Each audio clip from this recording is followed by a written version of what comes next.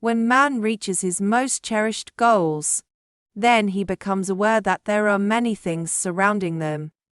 For example, for your whole life you try to earn money, thinking that one day when you have it, you will live a relaxed life. But in the meantime you have been tense. Your whole life, tension has become your discipline. And at the end of life, when you have all the money you ever wanted, you cannot relax. The whole life practicing tension and anguish and worry won't let you relax.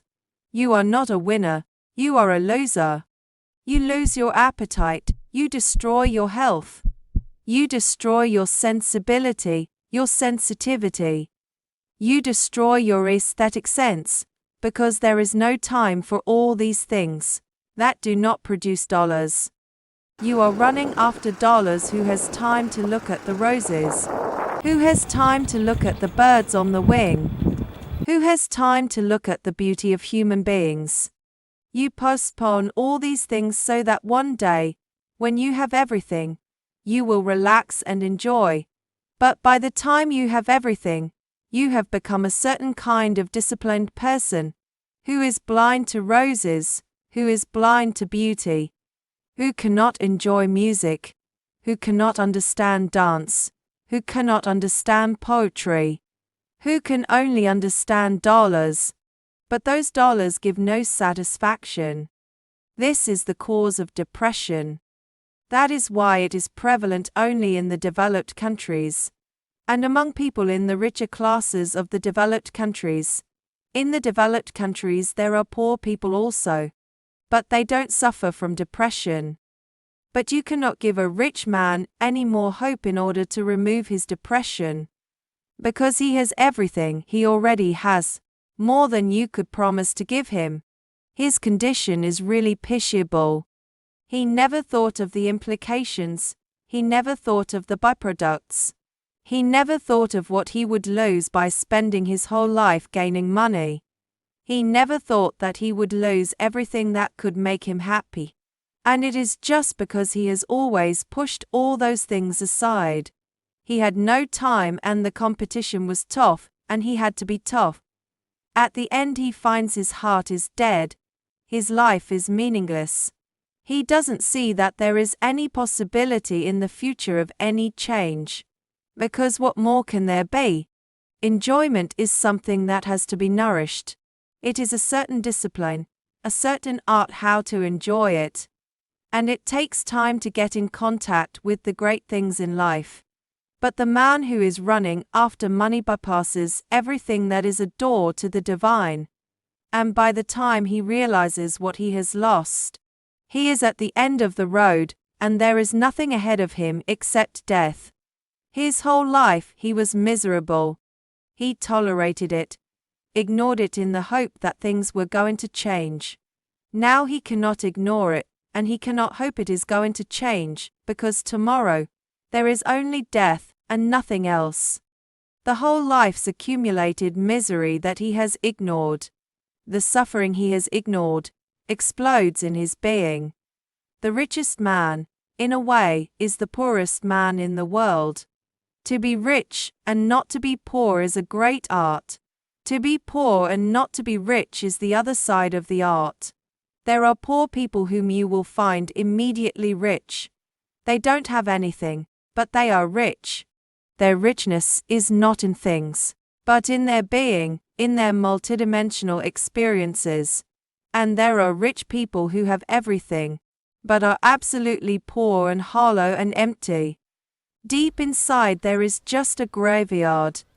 It is not a depression of the society, because then it would affect the poor too.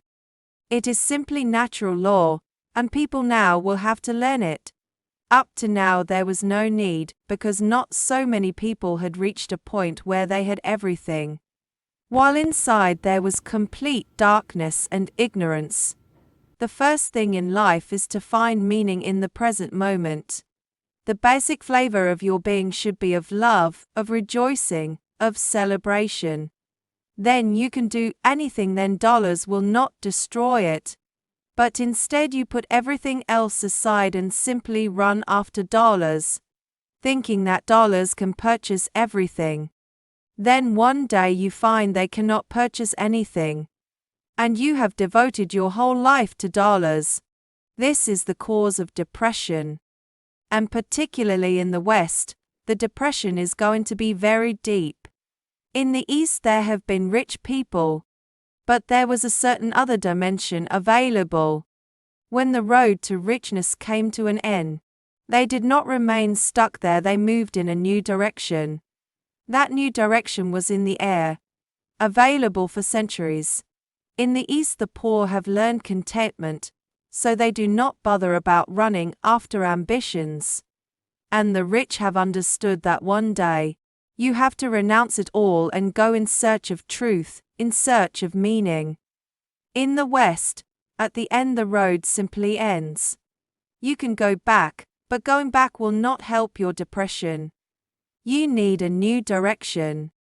Gautam Buddha Mahavira and many other mystics of the East were at the peak of richness. And then they saw that it was almost a burden. Something else has to be found before death takes you over, and they were courageous enough to renounce all. Their renunciation has been misunderstood. They renounced it all because they did not want to bother a single second more about money, power. Because they had seen the top and there was nothing there. They went to the very highest rung of the ladder and found that it leads nowhere. It is just a ladder leading nowhere. While you are somewhere in the middle, or lower than the middle, you have a hope because there are still higher rungs to climb. But there comes a point when you are on the highest rung of the ladder, and there is only suicide or madness or hypocrisy, and you go on smiling till death finishes you. But deep down you know that you have wasted your life. In the East, depression has never been such a problem. The poor learned to enjoy what little they had, and the rich learned that having the whole world at your feet means nothing. You have to go in search of meaning, not money. And they had precedents, they knew that for thousands of years, people have gone in search of truth and have found it. There is no need to be in despair, in depression. You just have to move into an unknown dimension.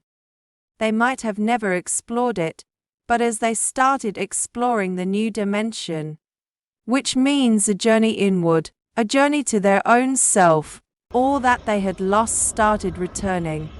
The West very urgently needs a great movement of meditation, otherwise, this depression is going to kill people. And these people will be the talented ones because they achieved power.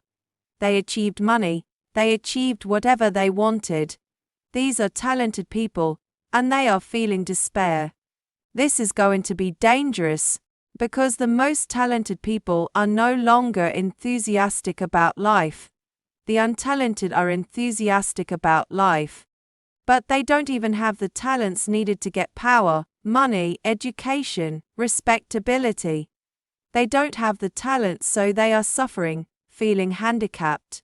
They are turning into terrorists. They are turning toward unnecessary violence, just out of revenge because they cannot do anything else, but they can destroy. And the rich are almost ready to hang themselves from any tree, because there is no reason for them to live. Their hearts have stopped beating long ago. They are just corpses, well decorated, well honored, but utterly empty and futile. The West is really in a far worse condition than the East. Although to those who don't understand it, seems that the West is in a better condition than the East because the East is poor. But poverty is not as big a problem as the failure of richness. Then a man is really poor. An ordinary poor man at least has dreams, hopes, but the rich man has nothing. What is needed is a great meditation movement reaching every person. And in the West, these people who are depressed are going to psychoanalysts, therapists, and all kinds of charlatans, who are themselves depressed, more depressed than their patients naturally, because the whole day they are hearing about depression, despair, meaninglessness, and seeing so many talented people in such a bad state. they themselves start losing their spirit. They cannot help, they themselves need help. If they can see that there are people who are not depressed, but on the contrary, who are immensely joyous, perhaps a hope may be born in them. Now they can have everything, and there is no need to worry. They can meditate. I don't teach renunciation of your wealth or of anything. Let everything be as it is. Just add one more thing to your life. Up to now you have been adding only things to your life. Now add something to your being. And that will create the music, that will do the miracle, that will do magic. That will create a new thrill, a new youth, a new freshness. It is not unsolvable. The problem is big, but the solution is very simple.